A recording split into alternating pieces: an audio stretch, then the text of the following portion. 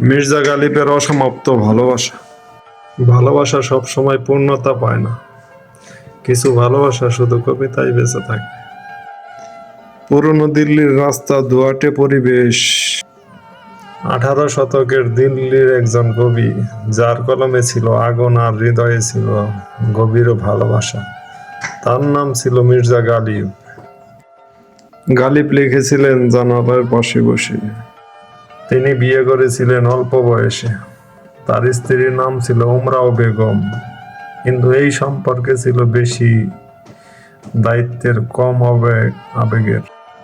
তিনি বিয়ে করেছিলেন অল্প বয়সে। তার স্ত্রীর নাম ছিল উমরাও বেগম, কিন্তু এই সম্পর্কে ছিল বেশি দায়িত্বের, কম আবেগের। নিঃসঙ্গতা, একা বসে থাকা। গালিবের হৃদয় খুঁজছিল অন্য কিছু, একটা অনুভূতি যা তাকে নাড়া দেবে, যা তাকে কবি করে তুলবে। এক রহস্যময়ী নারীর ছোঁয়া। কেউ বলে তিনি প্রেমে পড়েছিলেন একজন অজানা নারীর, যার নাম ইতিহাসও জানে না, কিন্তু যার ছায়া গালিবের প্রতিটা কবিতায় লুকিয়ে আছে। তার গজলগুলো শুধু শব্দ না, এগুলো ছিল তার পূর্ণ ভালোবাসার কান্না। একা বসে আকাশের দিকে তাকিয়ে আছেন গালিব।